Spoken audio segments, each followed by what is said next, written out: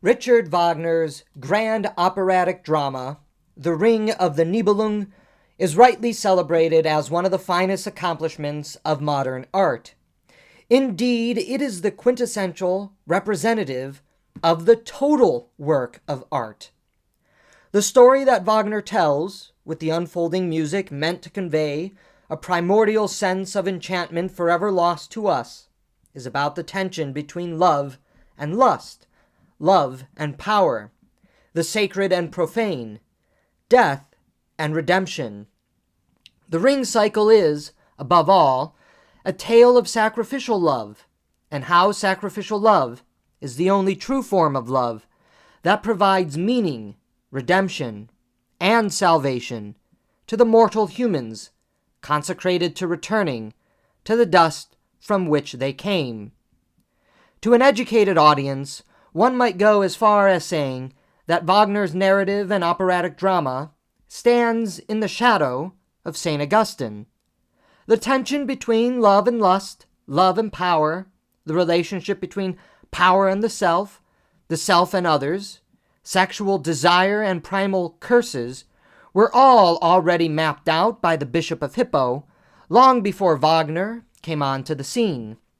Yet what Wagner does in The Ring is to recapture and reimagine the dramatic sublimity of Eden, the fall of man, and the lust to dominate others through Norse and Germanic history and mythology.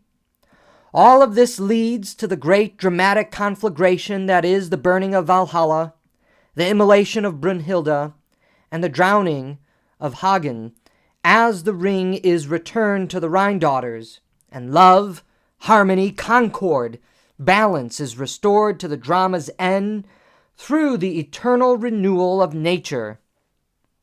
Although the story that Wagner told was not new, the manner in which he told it was. Wagner's conception of the total work of art is most fully manifested in this opera, more so than any of his other great works. Through the music, the drama, feelings, and story unfold.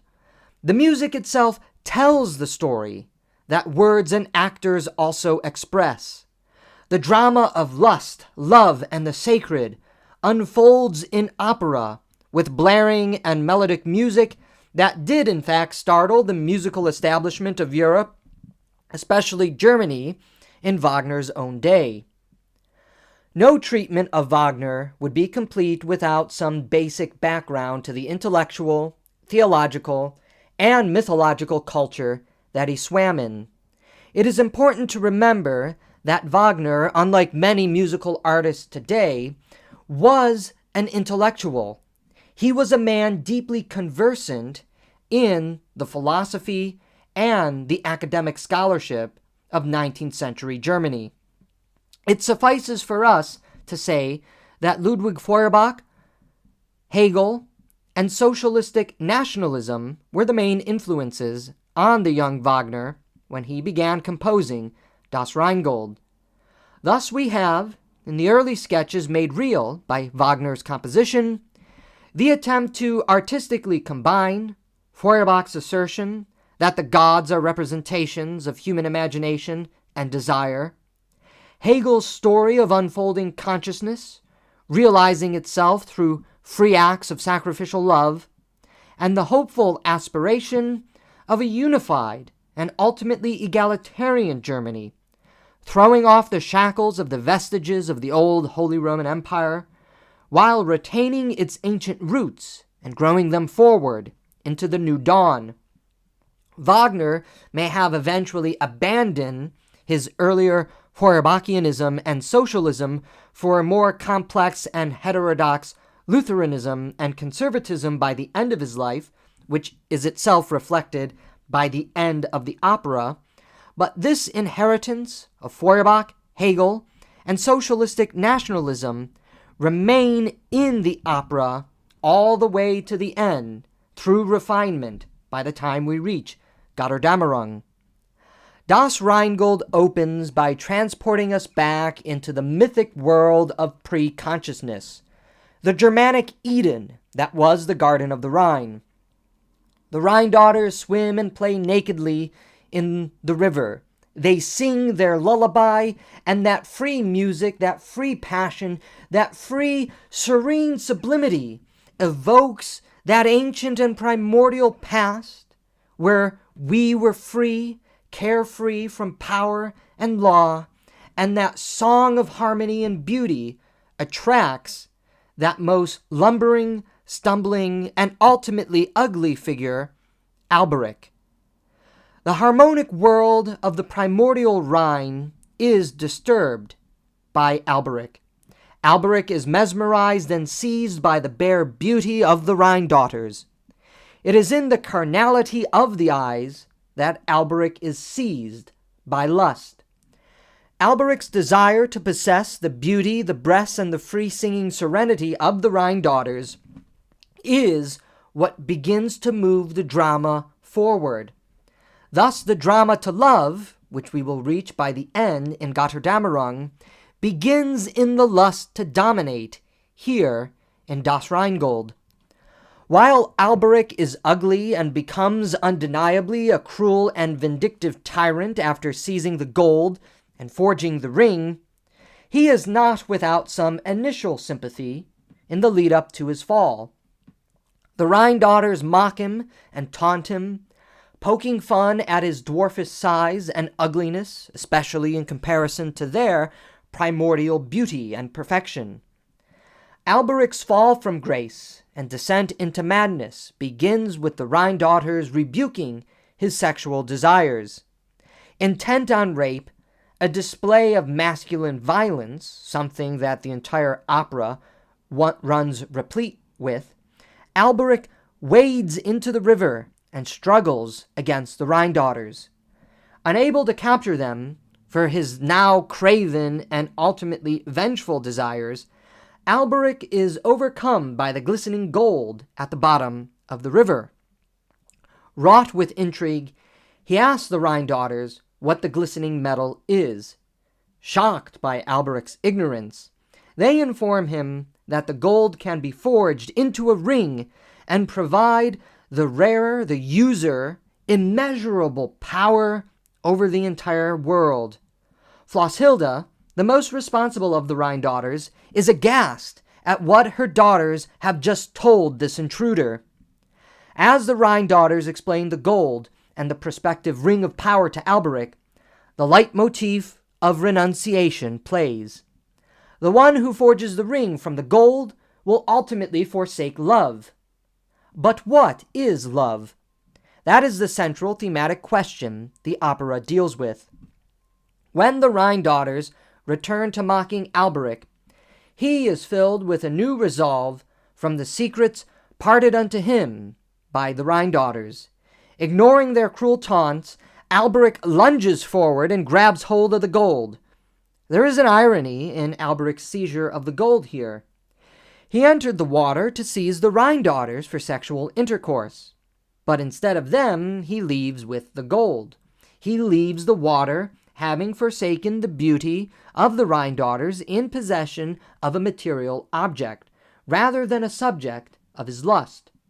Yet in another sense, Alberic achieved exactly what he set out to do, come into possession of an object for himself.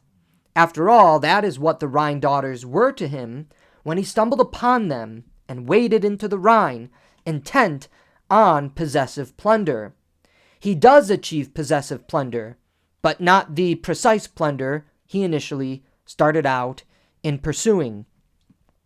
Alberic returns to his underworld home as the totalitarian tyrant engaged in brutal materialistic exploitation. Alberic here represents the industrial capitalist tyrant imagined by Wagner in his youthful socialistic days. In this subterranean hellhole, Plato's cave if there ever was one, we also see Alberic's cruelty now that he possesses the ring firsthand. He is dragging his brother Mima by the ear in a display of ultimate power over another. He seizes the Tarnhelm to advance his power and control over all the Nibelungs. All must now prostrate to this invisible and cruel tyrant.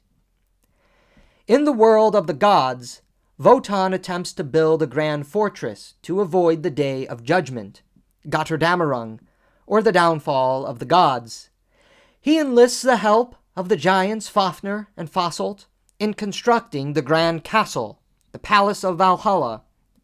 But the giants not only demand compensation for their labor, they also want to ensure that they will not be conned by the gods. Wotan gives the giants Freya, the beautiful goddess of love, as their down payment, and here you should be able to see this subtle movement on Wagner's part.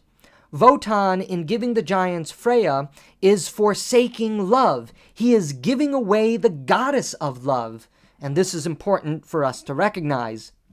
Wotan promises the giants and Freya that he will pay them with a proper treasure, and thus free all of them from the captivity that they are currently under in their own unique ways.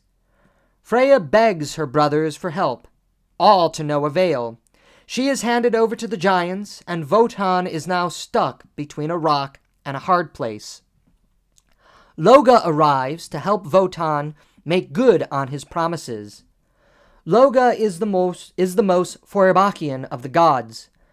Loga is, in many ways, Wotan's now deracinated moral conscience, the deracinated moral conscience of a human being, following the Feuerbachian assertion that the gods are mere figments, rationalizations of human desire. Loga is rationalization personified. Loga eggs Wotan on to steal the treasure and the newly forged ring from Alberic as the means to pay off the giants and free Freya from the captivity that Wotan himself has forced upon her in this one-way compact. Loga famously informs Wotan with the sophism that stealing from a thief is not stealing at all.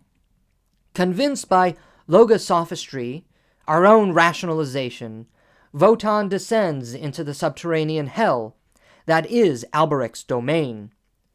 Wotan's seizure of the Rhine's treasure and the ring ultimately makes him an accomplice in Alberic's crime, the crime of pursuing power and forsaking love, which we already got a subtle foreshadowing in Wotan's surrendering his giving away of Freya to the giants.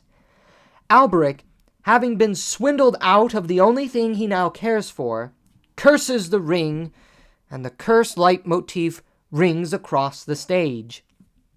Alberic's curse is also ironic because he is merely explaining what the Rhine daughters explained to him. Whoever is in possession of the ring will have a life of misery, servitude, slavery, and emptiness, even though it confers unto them great mastery and power. The misery wrought forth by the ring is a death worse than natural death. We can die forsaking love and pursuing power, which is what the ring represents, thereby being miserable in life and dying that most miserable of deaths. Or we can die having loved and sacrificed on behalf of a beloved, thereby living a meaningful and fulfilling life. And this is the contrast that Wagner will begin to play for us. Wotan uses the ring and other treasure he stole from Alberic to pay Fafnir and Fasolt. The giants begin quarreling with one another. Fasolt had lusted after Freya from when he first set eyes on her. She was an enticing object, much like the Rhine daughters to Alberic. Fafnir, meanwhile, wants the treasure for himself. He rationalizes his lust for gold by bluntly stating that Fasolt only cared about the goddess of love. Fasolt seizes the ring, with Loga's manipulative aid, as his particular share of the treasure. Enraged by this, Fafnir bludgeons Fasolt to death, with the cursed leitmotif playing in the background.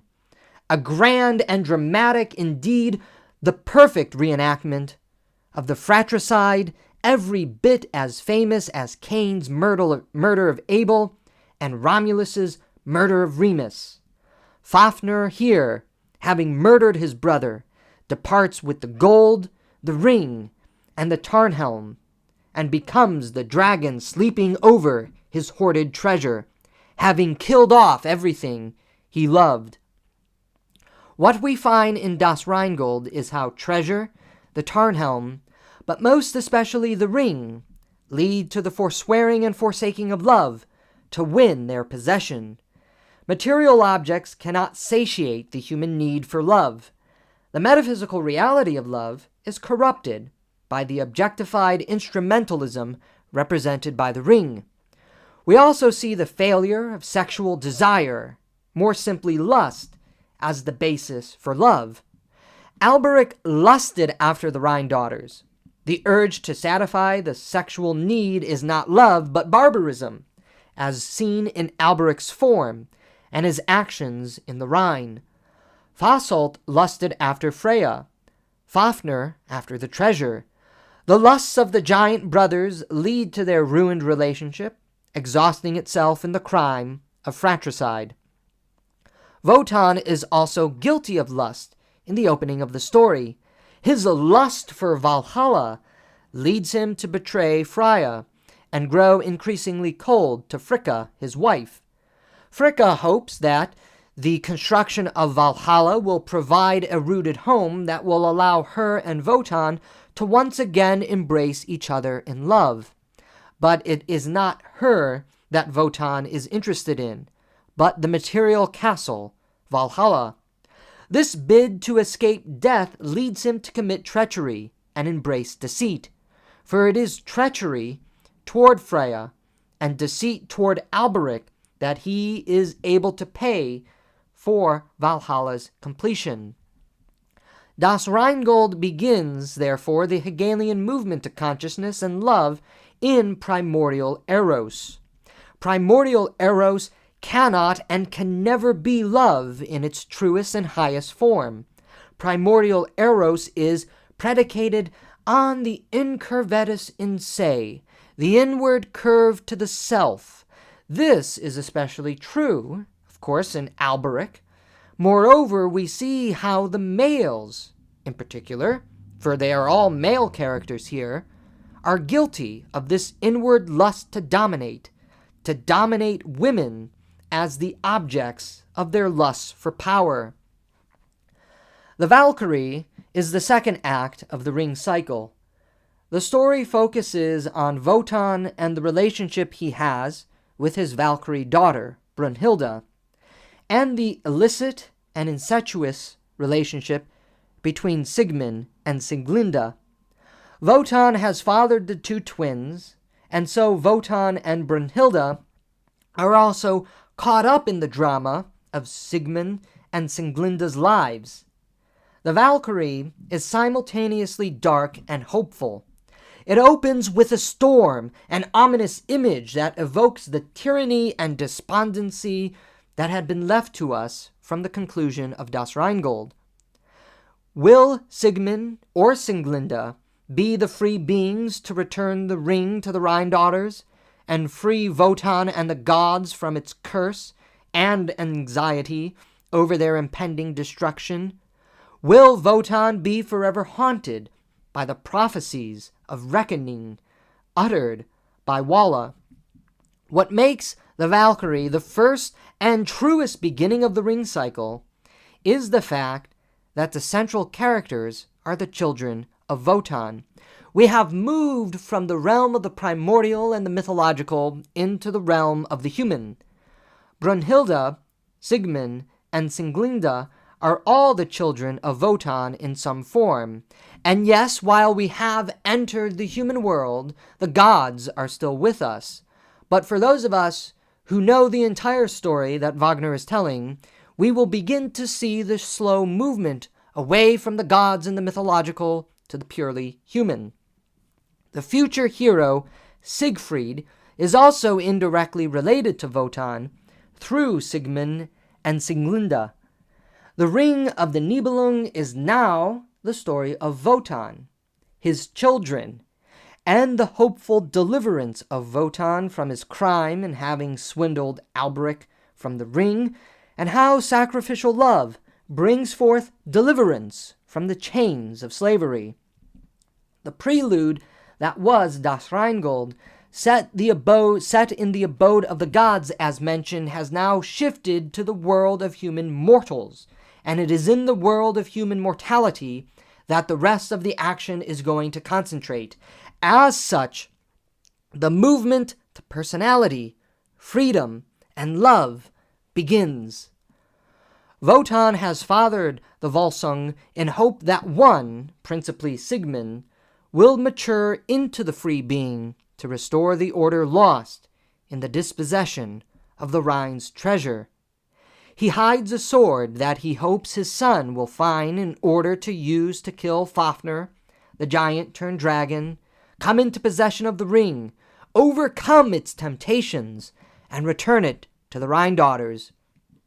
Because Wotan's will is bound up in Sigmund, Sigmund is Wotan's favored child, though Brunhilde is the daughter to whom he confides his deepest anxieties in a beautiful face-to-face confession, reminiscent of the face-to-face encounters that bring heightened consciousness, according to Hegel. Where Das Rheingold revealed the limitations of primordial eros, pure and unadulterated frolic, sensual play, and sexual desire, as the basis of love, which is to say it was no basis of love at all, the Walküre carries forward the Hegelian movement to conjugal union and sacrifice as the foundation of love by revealing the limits of sexual intercourse as the foundation for love. Wotan loves Sigmund because he has fathered him, but Wotan's real love for Sigmund is through his willing Sigmund to be the free hero who will liberate him from the crime he has come to share in stealing the ring from Alberic and guarding against Alberic's prospective invasion of Valhalla. Sex is not enough to be the basis of love, especially for Singlinde, who is abused at the hands of her violent spouse, Hunding. Sigmund and Singlinde, when they meet, fall in love with one another, but their falling in love with each other wasn't predicated on sex, but on Singlinde's feminine compassion for the exhausted warrior. While they will seal their love through sex, thus committing the crime of incest that Fricka demands Wotan to uphold to Sigmund's detriment, the love that Sigmund and Singlinde share for each other goes far beyond titillating bodily sensations and their satiation. We will note that in Das Rheingold, all the desire for sex was self-oriented. This is what lust is. Even Wotan, though he loves Sigmund because he fathered him, is still self-centered. Sigmund is an instrument for Wotan's liberation, but here, in this most beautiful and haunting moment with Sigmund and Singlinde, we see compassion for the other as the basis from which love will spring. Even though the two share a moment of sexual intercourse, it was not the lust to have sex which drove them to sex. It was actually the moment of face-to-face compassion. Compassion first, then sex. Thus we see in the relationship of Sigmund and Singlinde, even though it is an act of incest, that the origins of love must not be sex, but must first be in compassion. There are three deeply stirring moments in the Walküre. First is Singlinde's compassion toward Sigmund when they first meet. In this act, we hear the first occurrence of the love leitmotif, one of the most powerful and beautiful leitmotifs of the opera, which will metamorphosize into the redemption by love leitmotif by the opera's end. Second is Wotan's confession to Brunhilde, as he confides to her his misery and hope for deliverance from the curse of the ring.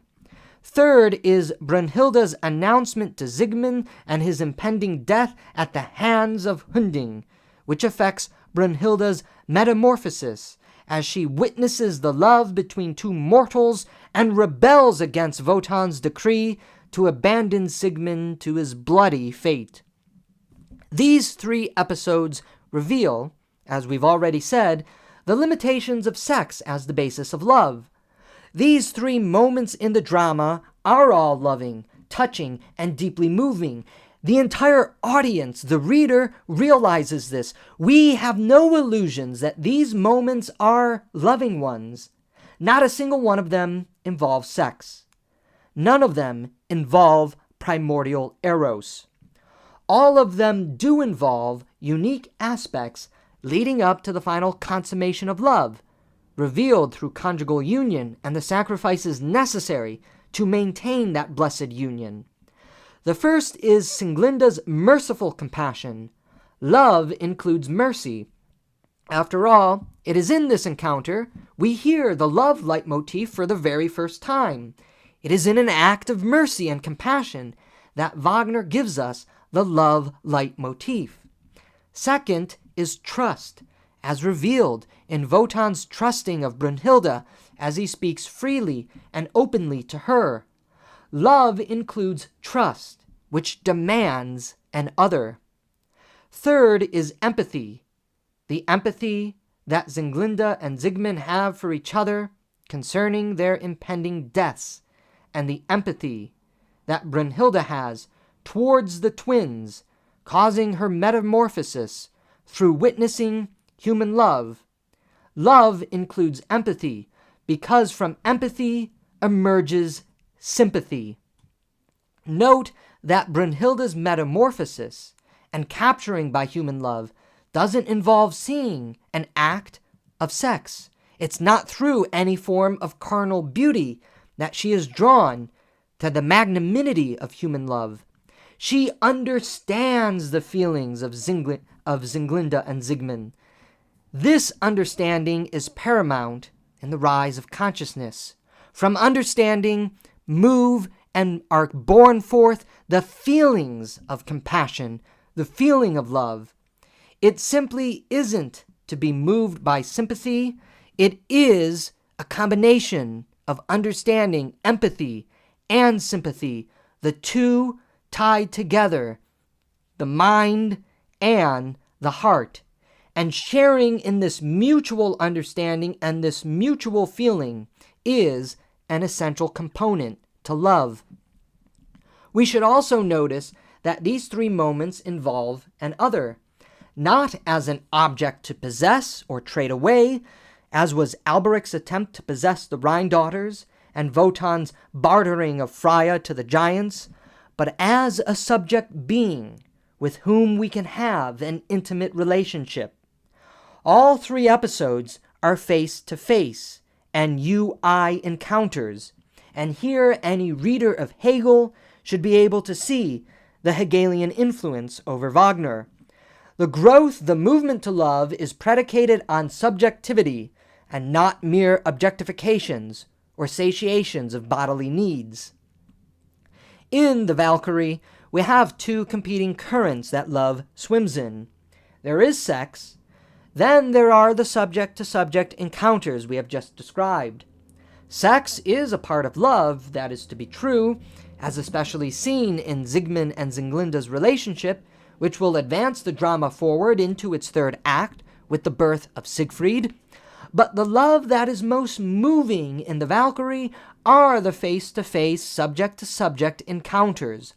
Love goes far beyond sex, and in fact, in this particular act of the drama, Wagner is asserting that it is not sex that comes first, from which love springs, but that it is in mercy, compassion, trust, and sympathy, in getting to know the other, that love springs, and sex will follow. In the end, however, the moral law must be upheld. Fricka's insistence that incest must be punished seals Sigmund's fate. Although getting the better of Hunding in their duel with Brunhilde by his side, Wotan's intervention with the spear of governance shatters the very sword he left for his son.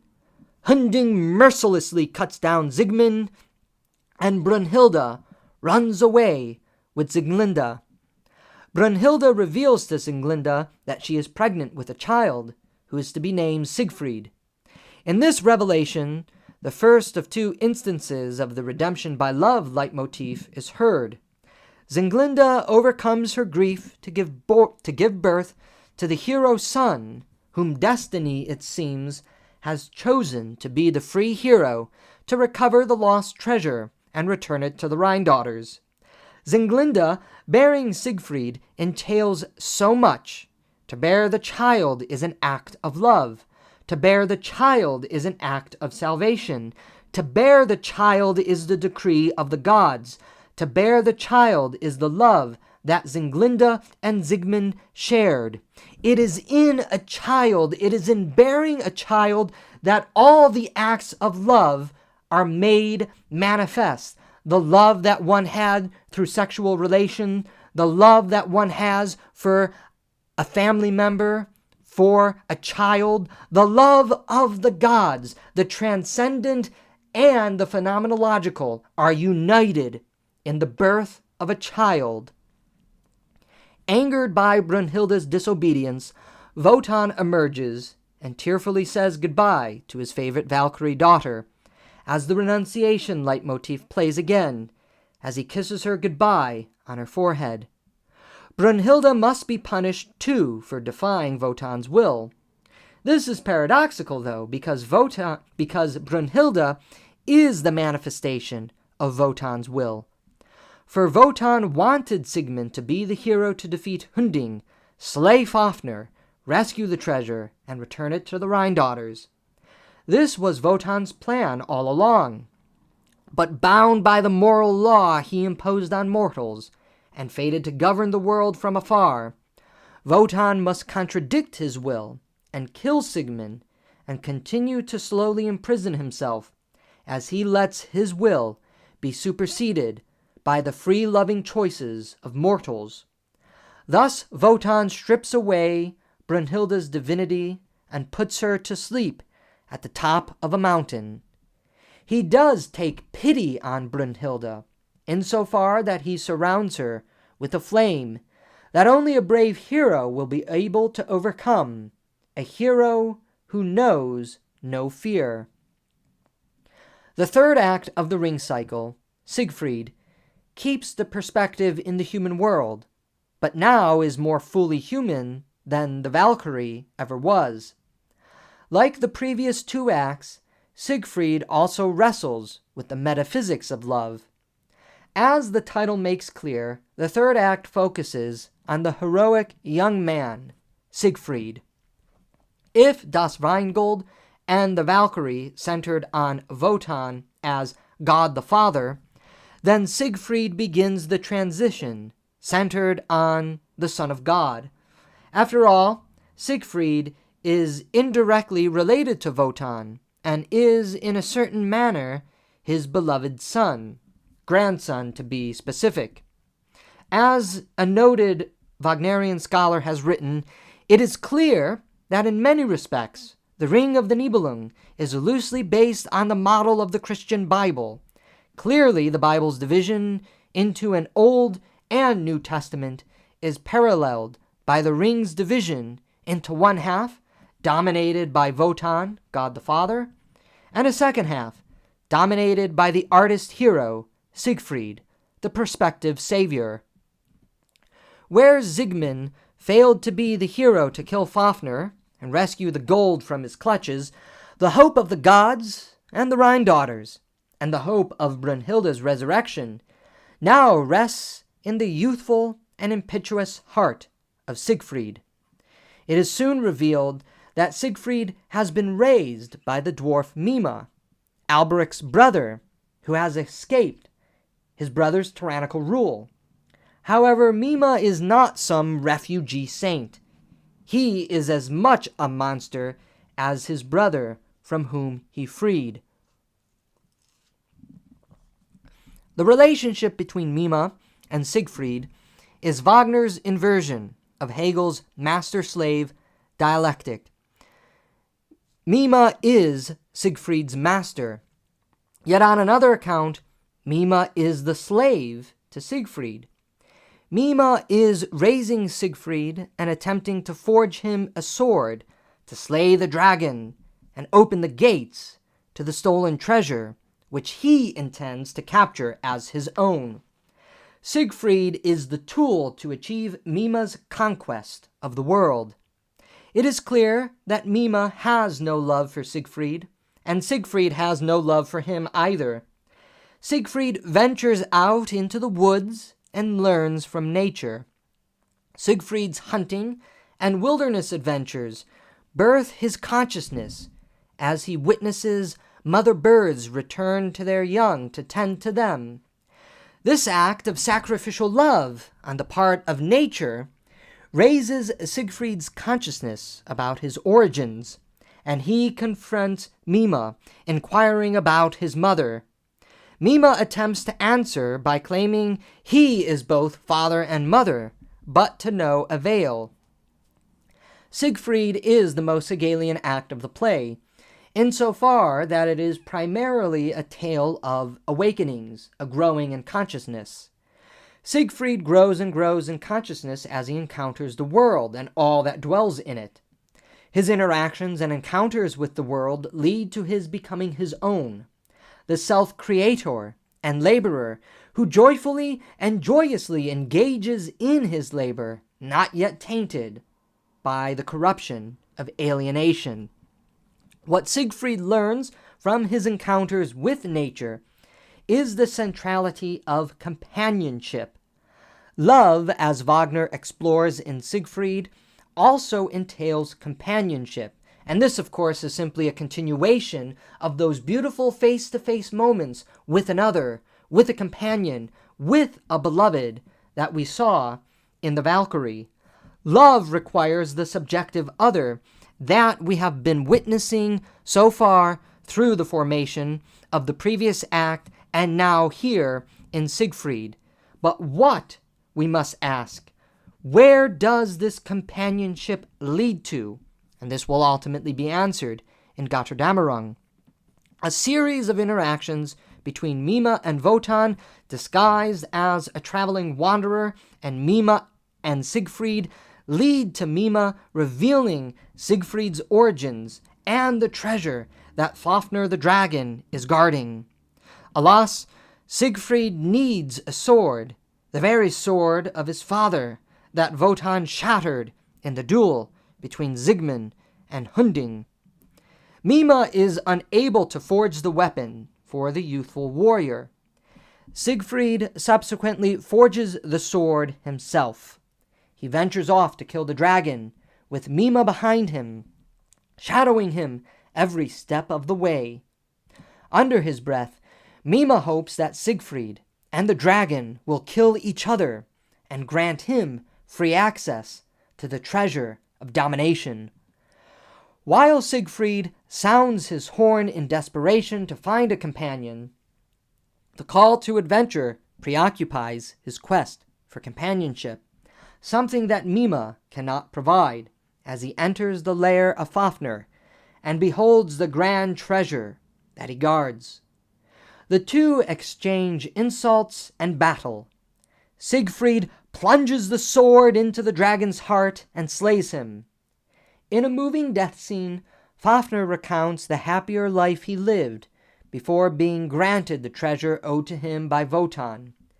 He reminisces of the happy life with his brother whom he killed, and dies prophesying Siegfried's death.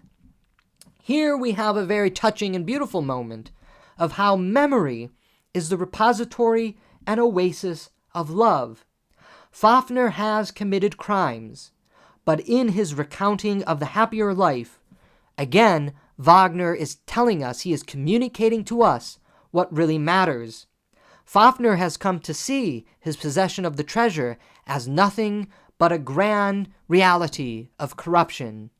He wishes for that more primordial time, that time before power corrupted him, that time when he had a happy, loving relationship with his brother before he killed him as a result of his pursuit of power. The first half of Siegfried is not simply a tale of awakenings, although it certainly is that. It is also a tale of loneliness.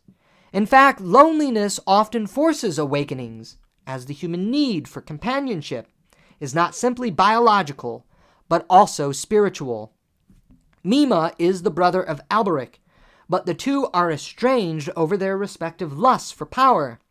Wotan travels alone, without Fricka, a testament to his growing coldness and isolation, as he is consumed with only one goal, having a hero return the ring to the Rhine daughters. Fafnir, who once roamed and labored with Fasolt, as he recounts to Siegfried in his death, is also alone, as he hoards over the treasure he possessed through murder. Siegfried is also alone, estranged from Mime and not able to satisfy his yearning for companionship with the animals he encounters in the woods. Yes, nature is beautiful. Yes, nature is wonderful. But nature itself and the animals will not provide humans the ultimate companionship, the love that they seek. Thus, part of the series of awakenings that lead to Siegfried, to finding and rescuing Brunhilde, are driven by his metaphysical, ontological, and spiritual need for companionship. It truly is not good for man to be alone. That is what Siegfried is telling us. But more than mere companionship is the central place that love holds in these relationships. Thus, the need for companionship is the need for love. Meanwhile, Wotan's will seems to be manifesting itself through Siegfried. We have a free hero who knows no fear and slayed the dragon. He won the treasure, the ring most importantly, and survived Mime's attempt to drug and behead him.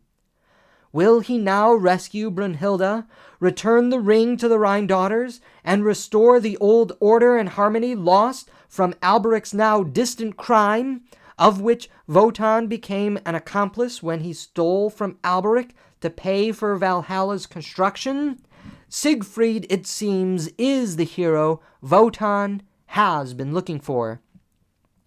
Siegfried encounters Wotan en route to Brunhilde's sleeping tomb. The two trade insults, and Siegfried comes to believe that Wotan is Hunding, when Wotan says that he has broken the sword that Siegfried wields once before. Wotan, overcome with self-confidence, believes he will once again shatter the sword with his spear, just as before. This time, however, Siegfried overcomes the god, and power forever transfers from the divine world to the human world. Wotan, still disguised as the wanderer from before, lets Siegfried pass through. There is nothing he can do. When Siegfried reaches the top of the mountain and rescues Brunhilde, now overcome with fear of a woman as he cries out to his mother for help, Brunhilde speaks lovingly of Siegfried. "O Siegfried, Siegfried, conquering light, I have loved you always." Brunhilde's decision to be Siegfried's companion, forsaking divinity and Valhalla in the process, is the ultimate expression of love. For love forsakes power, just as power forsakes love. Moreover, the feminine teaches the masculine fear, but also completes it. Siegfried's quest for companionship is consummated in his betrothal to Brunhilde. Love demands companionship, as we've said. Love seeks the metaphysical wholeness completed in the union between male and female, between the masculine and the feminine. But the need for companionship is not just love. Love is going to move beyond just mere companionship, friendship, and in the final act of the drama, Götterdämmerung, Wagner completes the movement to love, which the opera is all about. Siegfried was an act of awakenings. Götterdämmerung is the very antithesis of what Siegfried was about. It is an act of betrayals. Here, Wagner juxtaposes the movement to love with the old world that love is transforming. Not only is Götterdämmerung the antithesis to Siegfried, it is the final world of sublation, as it recourses back to the world of Das Rheingold, while slowly being transformed through fire and bloodshed into the new world of abundant life, love, and renewal. Das Rheingold was a world in which the lust to dominate led to betrayals and ended in murder. So too is Götterdämmerung, a world in which the lust to dominate manifests its ugly head once more and ends in a series of betrayals and murder. The shock of Götterdämmerung is from Wagner, turning the narrative expectations on its head. And this is a testament to Wagner's artistic genius. We fully expect Siegfried to be the hero who returns the ring and frees Wotan and the gods from its curse. We fully expect Siegfried and Brunhilde to consummate their love in happy marriage. We fully expect all shall transpire according to Wotan's will, which has been passively running its course despite all the hiccups along the way. Götterdämmerung is the most human of the worlds in the ring cycle precisely because Siegfried, the human hero, has overcome Wotan and shattered his spear of governance. Wotan now sits passively on his throne, as if frozen in time, as time itself passes away. This, however, was necessary because Wotan had been pulling the strings from behind the scene until confronted by Siegfried. In the Walküre, Wotan produced the storm that forced Siegmund to the tree hall of Hunding to find Sieglinde and the sword he planted in the tree for him to use. Moreover, Wotan directly fathered Siegmund for the purpose of slaying the dragon and returning the treasure to the Rhine daughters. In Siegfried, as the wanderer, he has also politely been nudging the events onward toward his willed conclusion. But for this to happen would mean that the hero is not free and loving, the two requirements to lift the very curse of the ring. The world of love and freedom is only possible with the withdrawal of Wotan, the withdrawal of the gods and their supersession by human mortals. In this human world, we find the lust for power, treachery, and murder. Is the human world much different than the mythical divine realm which suffered from all of these ailments? That is the question that Wagner is asking, and that is a question that he is ultimately answering in this act of his drama. The reason why the two worlds are images of each other is because of the corrupting poison of the ring, which taints both. But it is also because, as Wagner is telling us, the world of the divine is indeed the world of human desire. The symbolic is the real. But what is the question of love being asked here in Götterdämmerung? We have seen the limits of primordial eros in Das Rheingold, and how failure to satiate that primordial urge leads to resentment and hatred. We have seen the limits of sexual passion and intercourse in the Walküre, yet we also receive a foretaste of love in the feminine compassion of Sieglinde, the trust between subjects in Wotan's confession to Brunhilde, and in the empathy and sympathy of Brunhilde toward Siegmund and Sieglinde. Love requires the other as a subject being and not an object of possession. But compassion, trust, empathy, and sympathy are not the fullest expressions of love. Siegfried challenged us to go further in the need for companionship, but what exactly is the highest form of companionship? Götterdämmerung answers this question by asserting marriage as the highest bond of companionship, the highest reality of love, the highest reality of subject-subject relations, male and female unity and wholeness in love for one another. Atop the mountain where Siegfried has just resurrected Brunhilde, with his kiss, we see the two lovers locked in embrace, followed by Siegfried's free decision to give her the ring as a token of his love before departing for his joyous adventures in the forest. Brunhilde refuses to surrender that ring, the token of Siegfried's love, even though her Valkyrie sisters visit her and implores her to give the ring back to the Rhine daughters and free Wotan from his frozen trance. Brunhilde curses the gods for their callousness. In Gunther's hall, though Hagen plots the downfall of Siegfried and hatches a plan to possess the ring, we find the contrast to the free and sacrificial love required in a true marriage through the schemes of marriage moving the Gibichungs. The world of the Gibichungs, the most human of the worlds, is shown to be a complex and messy world where love, status, and power all intermix. Hagen, a son of Alberic, has been brought up as the half-brother next to the next chieftain, Gunther, who reminds Gunther that his unmarried status prevents him from the full inheritance of kingly power. The need for Gunther to have a wife is purely for status and power. It is not for love. Gunther's need for marriage is not out of love, but self-interested power politics. Power always forsakes love. Gunther may be nice, but he isn't loving in the way Siegfried is.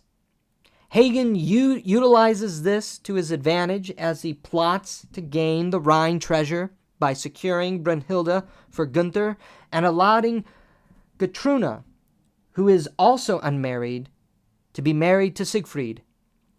Hagen, the devious mystic who knows the secrets of the world and the ring, convinces Gunther and Gutrune to drug Siegfried, despite their friendship, sealed by Siegfried and Gunther in the blood oath bond.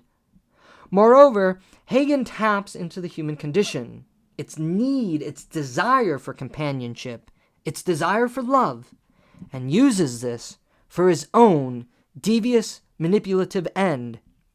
Here we find the limit of companionship, the companionship of just mere friendship. Siegfried has found a new companion, the companion that he was, in fact, always looking for in the third act of the drama. We must remember that Siegfried wasn't looking for a woman, let alone a bride or a wife.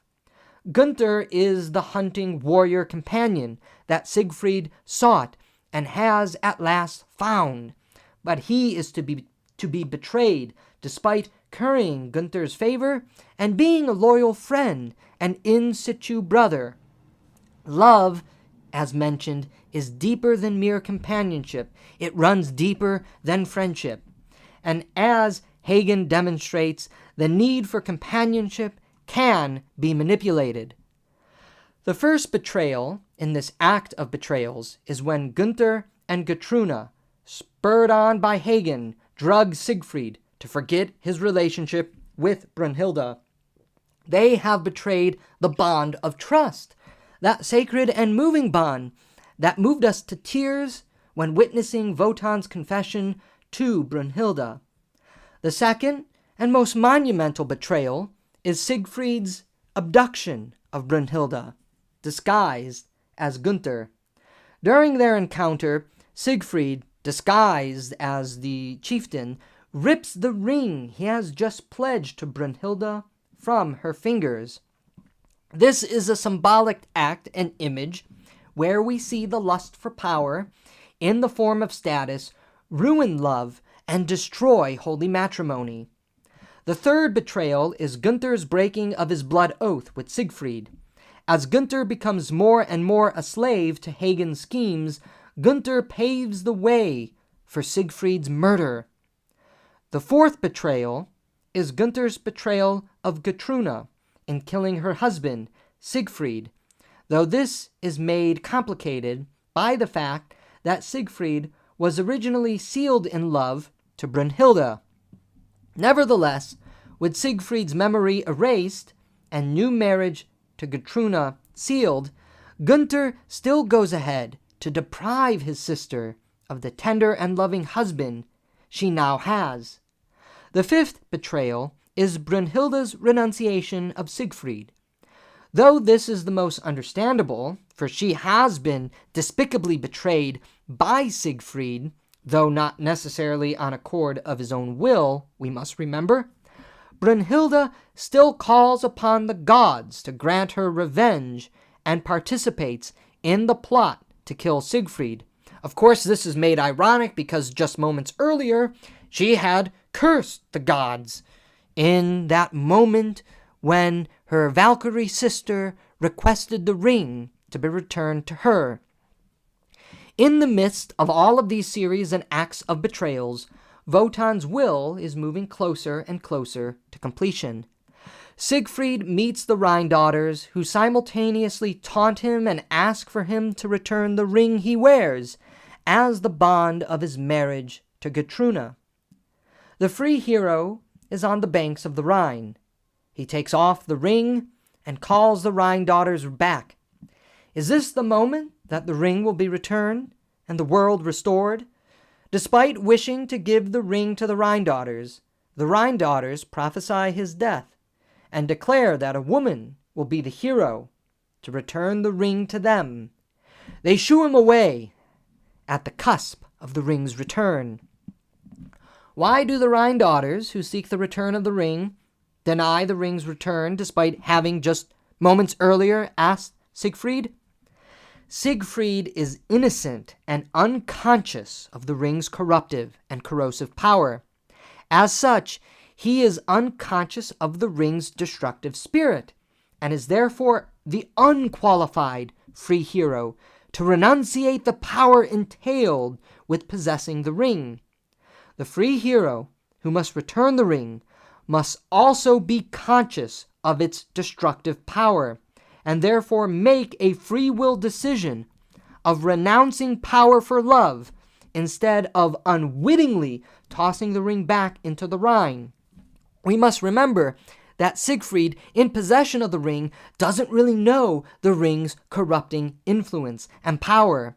And because he doesn't know that power of corruption and destruction, he cannot be the free hero to choose love instead of power in renouncing the ring. So Siegfried departs, once more in the company of Hagen and Gunther. He recounts his childhood, his being raised by Mima, and his slaying of the dragon. He goes as far as describing his ascent up the mountain to free Brunhilde, thanks to the cunning of Hagen, who has restored his memory. Hagen then stabs Siegfried in the back with his spear as he gazes up at the ravens, symbols of death, flying overhead. Hagen cries out mercilessly as he murders Siegfried, "I have avenged perjury." As Siegfried dies, he remembers his love for Brunhilde and dies, imagining her in his arms, forever and eternally sealed together as one in love because of blessed memory. At the beginning of this lecture, I mentioned to an educated audience that Wagner stands in the shadow of Augustine, and here is the most brilliant example of this. Though Wagner was not that well versed in the Bishop of Hippo, Augustine wrote that memory is the ultimate oasis of love itself, for memory is the truest expression of the image of God, the image of love implanted in man. And so, as Siegfried dies, in his memory, he has nothing but love for Brunhilde. And in that love, we have a foreshadowing of the love Brunhilde will have for Siegfried at the drama's conclusion. Returning to the hall, Gutruna is devastated at the sight of Siegfried's corpse. A fight breaks out between Gunther and Hagen slays Gunther. Hagen moves closer to Siegfried to seize the ring, but Siegfried's hand jumps up and startles the malicious and scheming half Nibelung. Brunhilde enters and realizes the truth of the events that had transpired leading to her abduction. She importantly forgives Siegfried for having been betrayed and utilized for the machinations of others.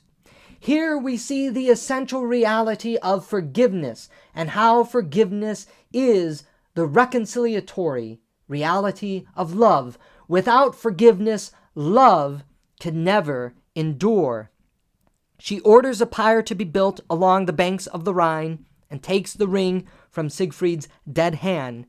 She turns to the Rhine daughters and says to take the ring from her after she has died.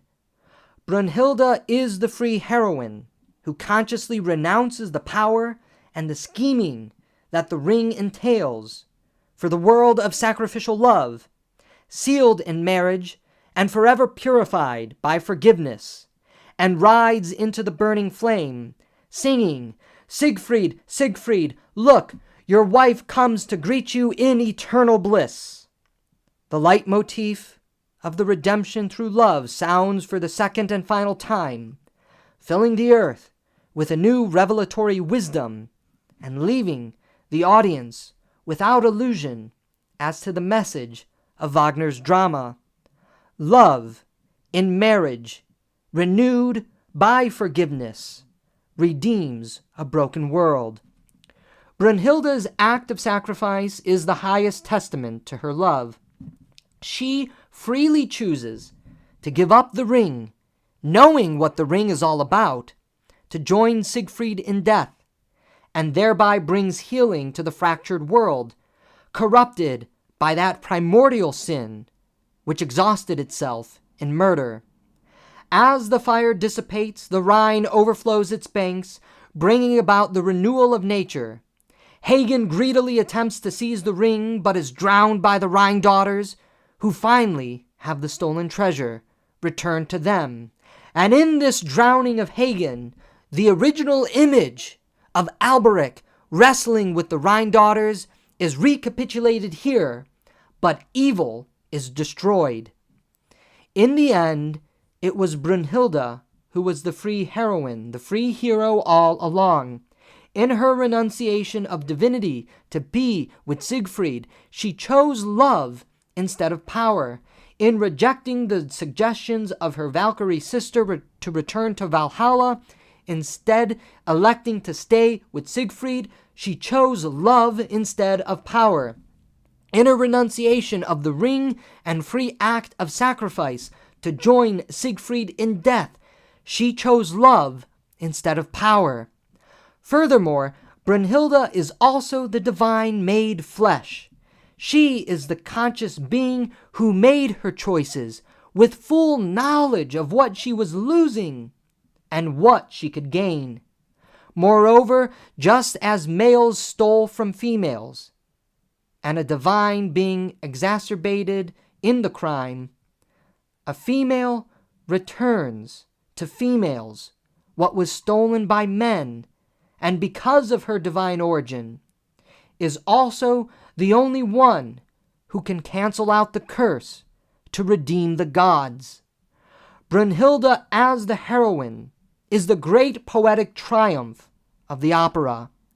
She, and only she, can tie up all the loose ends in her free choices of love, and with conscious reflection over the opera, we realize that every act of decision Brunhilde made was done freely with love as its base. The Ring of the Nibelung is a grand tale of love, as we now see. As such, it is also a grand epic of the sacred. We have seen in Wagner's Hegelianized reimagination of the origins of movement of love through history, how love consummates itself through struggle. The struggle to control one's sexual passions is the current of Das Rheingold. The struggle to overcome objectification and enter the realm of subject-subject relationships is the current of the Valkyrie. The struggle to find companionship, that mystical and spiritual need, is the current of Siegfried. The movement of love finally reaches its culmination in conjugal union and sacrifice and forgiveness, found in Götterdämmerung, despite all the ugly, brutal acts of betrayal, the lust to dominate, and the political scheming to reach that state of bliss. Hence, we find the entire movement of love through the operatic drama as one long, arduous, but necessary series of sublations leading to the revelation of what love truly is. Love in marriage, marriage to another, constantly healed through the power and virtue of forgiveness. But as the movement of sublations occur, something true from the past carries forward into the new. Sexual need is an aspect of love, though should not be the driving and overriding force. Subjectivity, trust, compassion, mercy are all equally part of love too. Indeed, we can say that they are even more important than the erotic. Companionship is another aspect of love. And all of this comes together in the bliss offered in marriage. And marriage can only be sustained through trust, forgiveness, and sacrifice, as the final act of the opera reveals.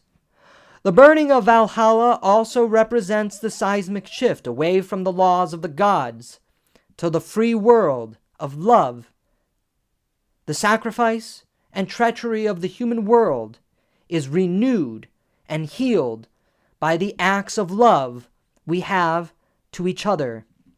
In the burning of Valhalla and the purification of the ring and the world in fire and water, we witness not the end of the world in a fiery apocalypse, but the renewal of the world in purification.